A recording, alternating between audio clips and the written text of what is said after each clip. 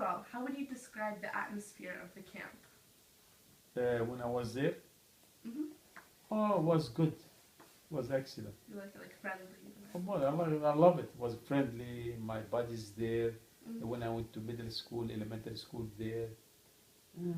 Yeah, it was good at that time. I have good time. Yeah, I have a good time. But then I feel sorry about it. There's some people that my best friend, they don't live here with me. They live in Europe, You or miss some of them? them die even. So I feel bad. Yeah, some of Mm-hmm. them I know them. They die too in fighting, or they die natural causes too. Mm-hmm. So I feel like myself, I'm isolated from these people that I know when I was young. Yeah. Yeah, that you lost There's like a only part of two. yourself. There's only probably two people I connect in the Facebook every day with them. Yeah. Mm-hmm. And I saw one of them in 2 years ago in Lebanon. He Mm-hmm. invited me to his son wedding. Mm-hmm. So I went to the wedding with Wasim, my brother. Mm-hmm. Where does the other one live? Other one live in, actually he lives in Saudi Arabia, but then he lived Florida. He looked like, I never asked him what do you do, believe it or not. Mm-hmm. But I think he's a doctor, look like a doctor. Would He you always ever- told, he always, when in Facebook he see picture about doctors, things like this. Look like medical doctor, please. Would you ever consider visiting him? Oh, yeah, I would like, I think actually I want to invite him to come here. Mm-hmm. I don't know if I should invite him next month, I'm thinking, because I finished college this week, so I'm free at night. But otherwise, probably I'll be in Lebanon in August. I might send him a message, I'll be in Lebanon in August. So Maybe you he's might going come. the same time, I can meet him there. Okay. So now we're going to move on to post-refugee life. A book called UN and the Palestinian Refugee mentions that the Norwa UNESCO system affords educational opportunity the equal of, indeed in some respects superior to, that prevailing in the home country. Do you feel like the education you received in the refugee camp prepared you for attending Northeastern? Oh, at my time when I went to Lebanon, the education was excellent, good. So it prepared you. Prepared me for strong education, for yes. Christians, yeah. And I remember when you came here before, actually since you guys are from Lebanon, you don't start the first year's college. Mm-hmm. You start the second year, because we are stronger than here. And many people, they take advantage of that. For them, I told them, no, I will stay away. I was away from college, from high school. I want to study the first year. I want to be stronger. So I started first. But my friend, they start second year. Yeah. Yeah, they give them 1 year off. So they're much, They were very strong education. Lebanon was strong. much stronger than Oh, America. now it's weak. Now it's weaker. So I was lucky. I was in education was okay. Yeah. Did you have like a rigorous curriculum? Lots of things packed together. Yeah, they're very strong, and Mhm. and the teacher, they were very good. They encouraged us to stay in. Mhm. And like my father, always he wanted to be educated person. Mhm. He always tell me about education a lot. That's why I continue. Mhm. Not because I love education, believe it or not. When I was young, because of my father, he's the one who pushed me hard to go to college. You didn't like it that much? No, not that much. But because of, I want to dream for my father to be educated. I said, I'll do it. Yeah. So how did your life change from when you were living in the camps and from when you started living in the United States? Oh, my life changed upside down. Mhm. How it changed when I came here. I came by myself. I feel lonely sometimes. I miss the family. I miss my father, mother, brother, sister. Sometimes I think my mind goes to the camps. I think about it.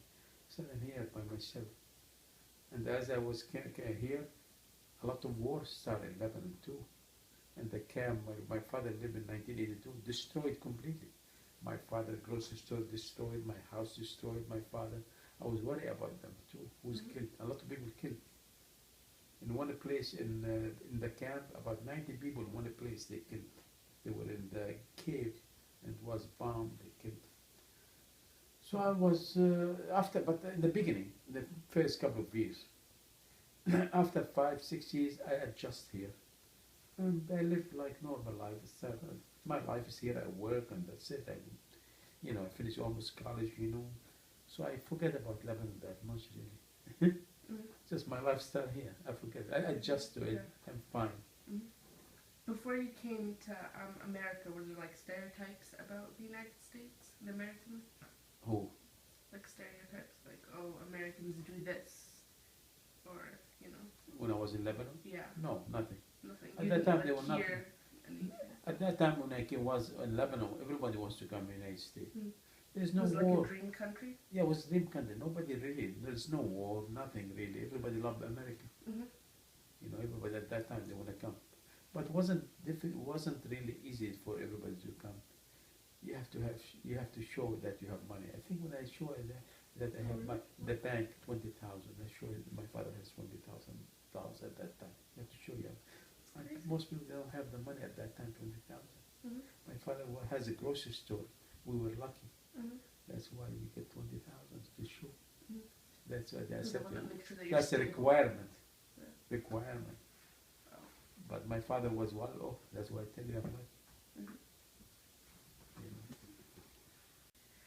So what are people currently doing to counteract the problem of overpopulation in the camps? We talk about it a lot, and my last article was about the overpopulated or a lot of people in the camp. I talk about it. Then another guy, he write an article, he talk about it, but nobody do nothing about it. Mm-hmm. Nobody in control fully of the camp to change things, and the government they don't want to help. We said we should need more land. People said the government they don't want to give us nothing. They just want us to leave, probably. Leave in your own, leave, you know. They don't want to add more camps. Yeah. It's already about 100,000 Palestinians living around the city of Tyre. Where are they going to build another 50, another camp? They don't want. Nobody wants camp. Do you think that Lebanon has a right in that? I think it's not the issue is not Lebanese issue only. It's international issue. Mm-hmm. United Nations issue, European issue, could be United States issue, China issue, Russia issue. It's a big issue. Yeah, because it's like a burden on that small country. Yes, because the country is a small country, Lebanon. What they can do for you. Yeah. Exactly. The only things we thank Europe. We don't pay electricity, so European country pay the electricity bills to Lebanon. Mm-hmm. We don't pay. We don't pay water, nothing, free. Mm-hmm. We don't pay water, no electricity. We don't pay tax. Mm-hmm. And medical, in the small things in the clinic, free. And sometimes small things in the Palestinian Authority, they have Palestinian Red Crescent, and they are free. But if you have operation, big one, people start to raise you money. Sometimes people have they have to raise money for you to. So you might need 70,000. You don't have it. You might have nothing. They raise money for you. They find a way for you. The people. They always help. People try to help from overseas, from Lebanon. That's all they can do. How do you feel the new generation feels about living in these camps? Do they feel like it's a jail, or they feel very bad, really? Really? Mm-hmm. They feel like bad. What am I doing here? They're losers. Sometimes they leave the school. They work hard jobs, day by day job, labor job in the, in the city or somewhere, a hard job, as a mechanics. He's not even trained. As you work with a grocery store or you work with the market, you can't even have family anymore. Some people, they never get married now. Mm-hmm. The guys, they don't get married anymore because they have no money. Mm-hmm. They don't have good job. There's no house. So many people, they have single. Mm-hmm. You can see single more people now than before. I tell you now, that's what. How have the refugee camps changed from the past to the present? The past was quiet, one-story level. Now the camp is crowded. Too many people. Big buildings. The street is become narrow. Everybody is taking land from the street. Mm-hmm. The street was wider. Now the street is small. Used to be 2 cars going. Now 1 car going. And you feel like in a small city. Mm-hmm. Before you feel like you're on a countryside. Now you feel in the city. So different. Mm-hmm. Yeah. Are there a lot of car accidents? Because I know. No, but they're not, because The camp has only one street that's go around. It's like a circle. That's it. Okay. Only one street. That makes sense. Yeah. What are some modern problems with these refugee camps aside from like the overpopulation? What are some other problems they're facing? They're facing. Mm-hmm. Well, they're facing the problem they're facing actually. Every time I go to see the camp, I see people uneducated a lot. They are not educated. Even the teacher themselves, they are not educated. Mm. Every time I want to go, I said, man, what am I doing here? If I want to read a book, I can't even read a book. Noisy. First of all, I see it noisy. Mm. Because sometimes they play fireworks a lot. Fireworks a lot. Noisy. Sometimes I couldn't have good night's sleep.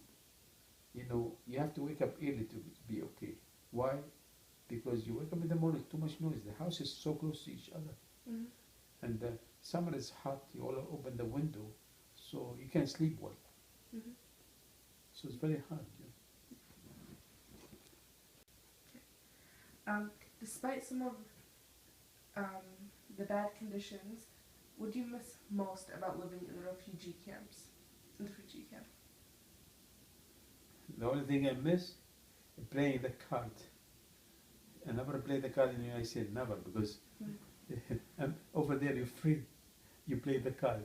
You go with 4 or 5 people, play the card, and drink tea, and that's it. I miss that time because free, doing nothing. Mm-hmm.